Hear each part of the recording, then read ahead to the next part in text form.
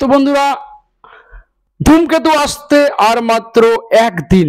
একদিন বললেও বেশি হয়ে যাবে, আমার হিসাবে আর মাত্র কয়েক ঘন্টা বাকি আছে, কারণ কালকে সকাল 7টার মধ্যে শো রিলিজ হতে চলেছে। তো ফার্স্ট ডে ফার্স্ট শো, আর দর্শক এটার জন্য এতটা এক্সাইটেড, মানে আমিও এতটা এক্সাইটেড যে মানে কখন মুভিটা আসবে, কখন দেখবো, কখন রিভিউ দেব।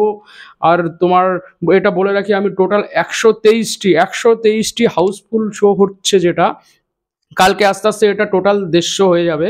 আর এখন বুকমাই শোতে যেটা দেখা যাচ্ছে যে 51 রিভিউয়ার হয়ে গেছে। 51K একটা বেঙ্গলি মুভি 51,000 যাওয়া, মানে এটা আমার দেখা পুরো ফার্স্ট।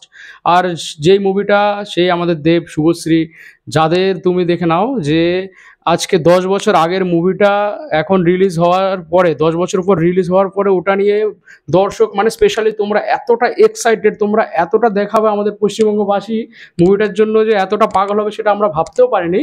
কিন্তু ওই পজিশনে দাঁড়িয়ে আগামী দিনে যে মুভি আসতে চলেছে, দেব শুভশ্রী জুটি টিকবে কিনা থাকবে কিনা আমি জানি না, বাট আমার এক্সপেক্টেড অনুযায়ী আমি বলতে চাই যে আগামী দিনে দেব শুভশ্রী জুটির যদি নতুন কোনো মুভি আসে, আর স্পেশালি কৌশিক গঙ্গোপাধ্যায়ের হাত ধরে, তাহলে ওটা মার্কেট কি নিতে পারে।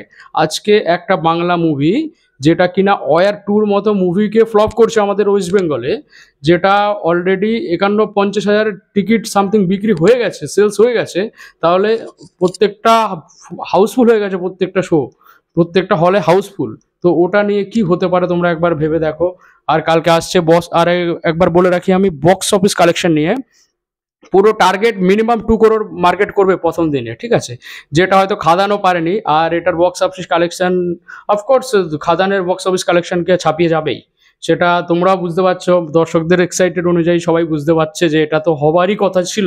কিন্তু একটা মানে বলিউড মুভিকে যে টেক্কা দেবে সেটা আমরা কোনোদিনই ভাবতে পারিনি। ফার্স্ট টাইম এটা দেখে আমরা নিজেরও এক্সাইটেড।